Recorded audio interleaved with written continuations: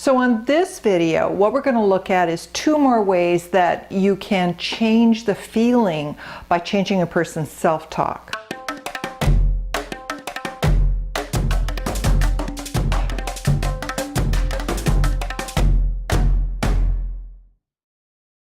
When you're working in a regression session, you can change the body simply by giving it permission to move.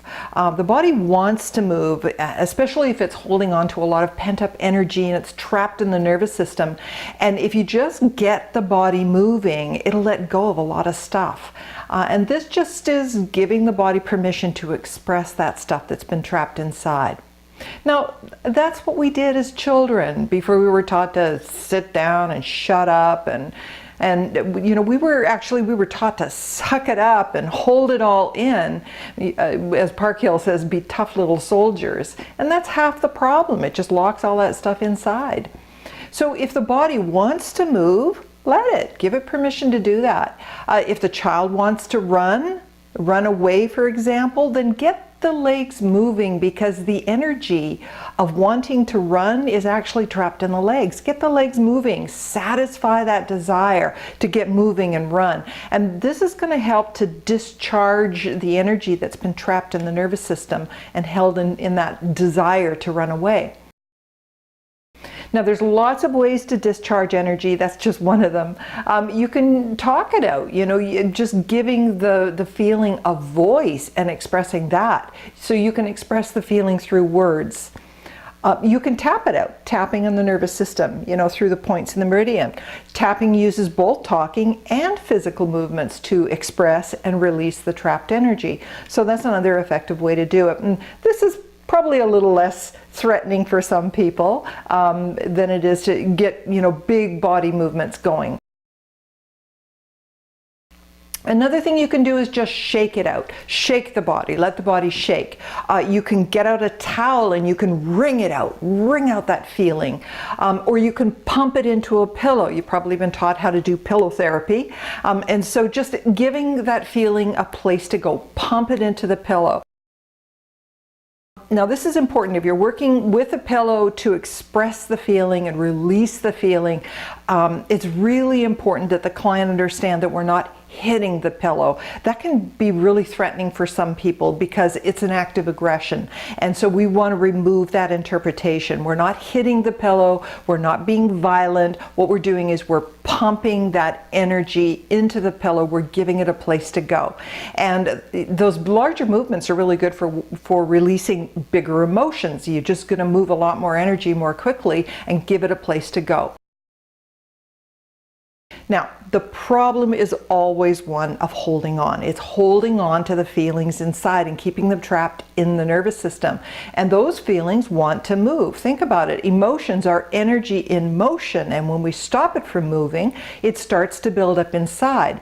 So that's the problem. The feeling gets trapped inside. It has no place to go. It can't move, and the pressure starts to build. So the feeling gets worse and worse over time. So emotion, energy in motion, just get that energy moving. That's what it wants to do.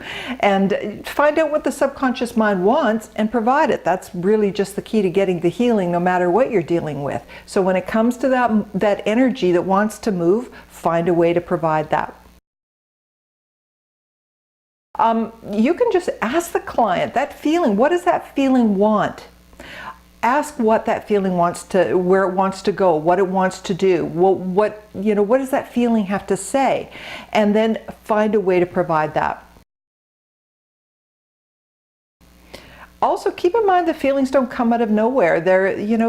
Our feelings always come out of a cause. There's always an event attached to them, and they're always connected to a thought.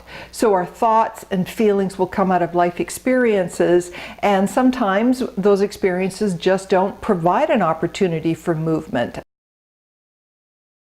You cannot have a thought without there being an image. This is how memory is stored. So it's important that you recognize that if you're in a scene, you're dealing with an image, there's going to be thoughts and feelings trapped inside that event.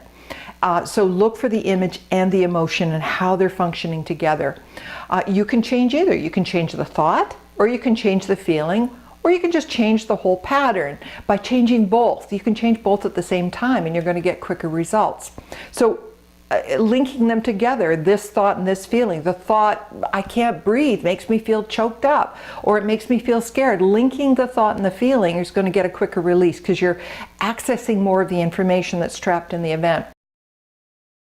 Now, another way that you can change a person's state is by changing the things that they're telling themselves. Usually it's what they're saying to themselves about themselves, but changing the self-talk. Of course, you already knew that. Now, it's been said that we have somewhere around 80,000 thoughts a day. I don't know who's counting. But those 80,000 thoughts or 90,000 or 50,000 or whatever they happen to be, the point is that most of our thoughts aren't that original. It's said that, we had most of them yesterday and the day before that and the day before that, and who knows, we might have been repeating that same dumb thought for the last 15 years. So my point being is that much of our thinking is habitual, it's unconscious. And much of what we have to say to ourselves about ourselves really isn't all that nice. In fact, some of it can be downright nasty. And these thoughts are what make up our belief system. Abraham of the Abraham Hicks material says that a belief is a well-practiced thought. I like that. It's like a compounded thought. It becomes a belief. So teach your clients to become more aware of their internal dialogue, because a person can be triggering themselves with just a thought. Now, another thing we can do is we can use tapping. We can tap on the meridian points, and this helps to move stuff along as well. And with tapping, basically there's three things that we do naturally that we also do with tapping. And what are they? Well, first of all, we talk to ourselves in the privacy of our own minds. The second thing we do is we move our bodies naturally. And the third thing we do is we feel our feelings. And where do we feel our feelings? In the body. Usually we feel our feelings in the throat and the chest and the gut. So pay attention to where that feeling is expressing and where it's located in the body. This can be very useful.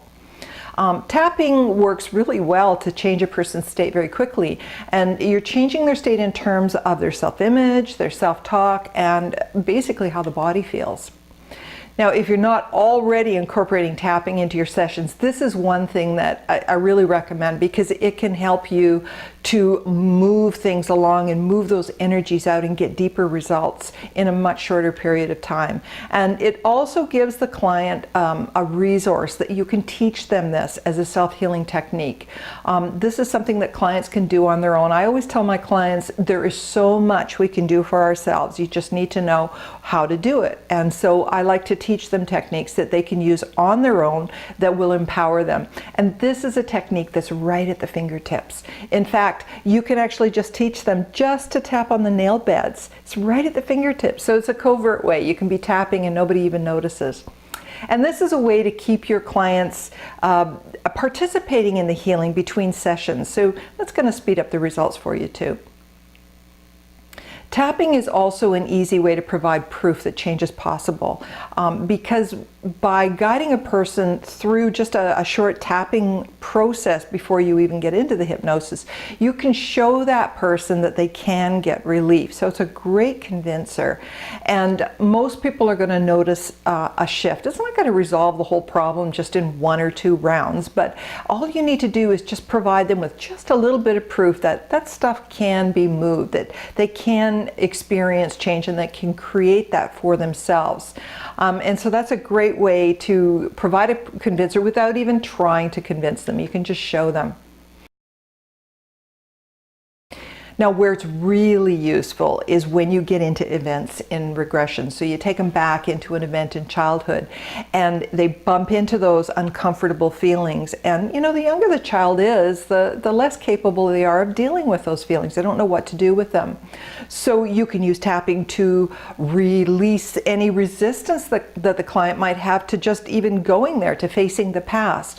You can use it to release and clear the thoughts and feelings in the event that are contributing to whatever the problem is that they came to see you about. And you can also just use tapping to keep things moving along. Whenever you run into a block in an event, instead of trying to push through it, you can just tap through it. Do a little bit of rewind, check, make sure it's okay, and then you can move forward a little bit more.